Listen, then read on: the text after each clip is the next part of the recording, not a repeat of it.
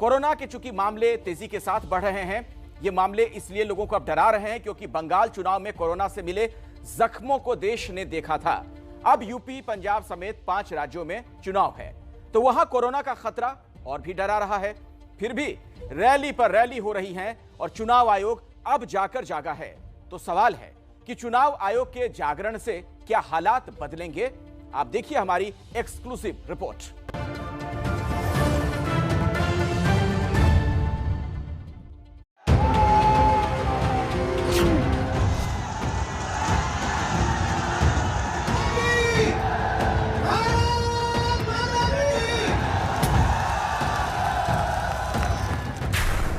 उत्तर प्रदेश की राज्यपाल आनंदीबेन पटेल ने पूरे सूबे को कोरोना प्रभावित राज्य घोषित कर दिया है और यह आदेश 31 मार्च 2022 तक लागू रहेगा, यानी अगली सरकार बनने तक।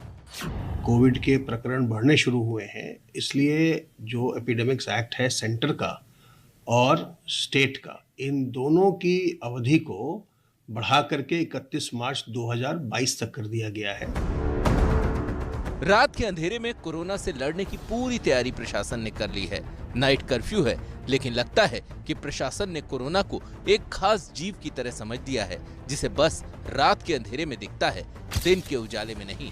तभी तो रात में पाबंदी है, दिन में रैलियों की खुली छूट है। शायद यूपी का प्रशासन मानकर चल रहा है कि जहां रैली हो रही है वो मैदान कोरोना फ्री है, जहां रोड शो चल रहा है वो सड़क और गली कोरोना फ्री है। तभी तो 22 से 28 दिसंबर तक यूपी में 23 बड़े चुनावी कार्यक्रम हुए। इसमें बीजेपी की 16 रैलियां हुई। अखिलेश क्वारंटीन थे, लिहाजा एक ही रोड शो उन्होंने किया और इस रोड शो के दौरान कई छोटी सभाएं की। बीएसपी नेता सतीश चंद्र मिश्र ने 6 रैलियां यूपी में की। और ये सब जब हो गया तब चुनाव आयोग भी जागा। मंगलवार को चुनाव आयोग की 3 सदस्यीय टीम लखनऊ पहुंची। पूरे जिले के जिलाधिकारियों, पुलिस कोतवाल और आला अधिकारियों को बैठक के लिए बुलाया और चुनाव से पहले हालात कैसे हैं इसका जायजा लिया। पिछले कई दिनों से एबीपी न्यूज इस बड़े खतरे को लेकर चेता रहा है। यूपी को कोरोना प्रभावित राज्य घोषित करना हमारी बात को साबित करता है, लेकिन प्रदेश भर में चुनावी कार्यक्रम बदस्तूर जारी हैं। ऐसे में चुनाव आयोग की टीम से जब नेता मिलकर बाहर निकले और उनसे सवाल किया गया तो कोई भी चुनाव टालने के मूड में नजर नहीं आया।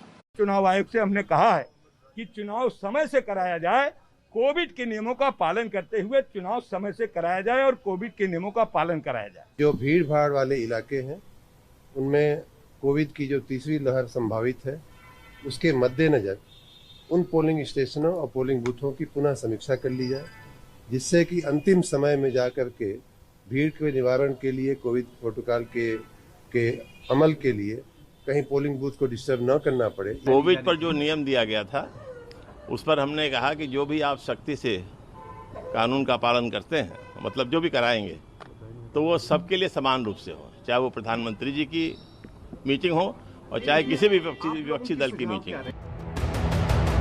चुनाव लोकतंत्र की बुनियाद में है, लेकिन जब बात जान पर आ जाए तो चुनाव टले या न टले, रैलियां तो रुक ही सकती हैं। तो सवाल है कि चुनाव आयोग क्या अधिसूचना का इंतजार करेगा या अभी से कोई पहल कर सकता है?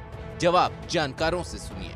इलेक्शन कमीशन को चाहिए कि आज ही इलेक्शन अनाउंस कर दे और रैलियों को बैन कर दे, क्योंकि खुद अपनी मर्जी से हम बैन नहीं करेंगे, जब ऊपर से डंडा आ जाएगा तब बैन करेंगे। ये क्या लॉजिक है, मुझे तो समझ में नहीं आती। मेरा मानना है कि चुनाव आयोग ने पहले से ही काफी देर कर दी है।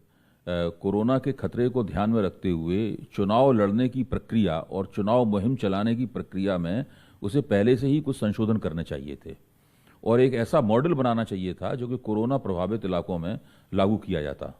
खासतौर से अगर मान लो पूरे देश में कोरोना की लहर आई हुई है, किसी प्रदेश में खासतौर से कोरोना की लहर आई हुई है या कोई और महामारी है, तो ऐसे मौके पर चुनाव कैसे लड़ा जाए, जनता की गोलबंदी कैसे हो, प्रत्याशी लोगों से अपना संपर्क कैसे करें, रैलियां कैसे हों, जो रोड शो होते हैं वो कैसे हों, भाषण कैसे हों।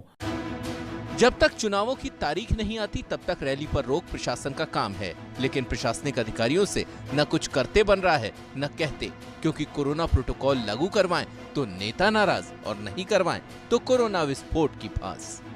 वर्तमान में जो दिशा निर्देश हैं इलेक्शन कमीशन ऑफ इंडिया के, साथ ही साथ गवर्नमेंट के, इसका अक्षर से अनुपालन किया जा रहा है। जैसे कि अगर कोई ओपन स्पेस है तो हाफ दी कैपेसिटी का है, और साथ ही साथ मास्किंग को अनिवार्य किया गया है। तो इसी चीज़ को इन्फोर्स किया जा रहा है जो कि गाइडलाइंस के अंतर्गत है।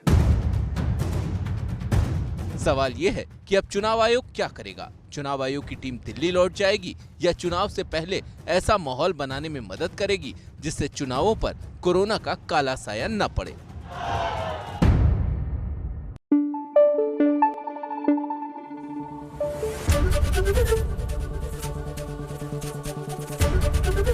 एबीपी न्यूज आपको रखे आगे।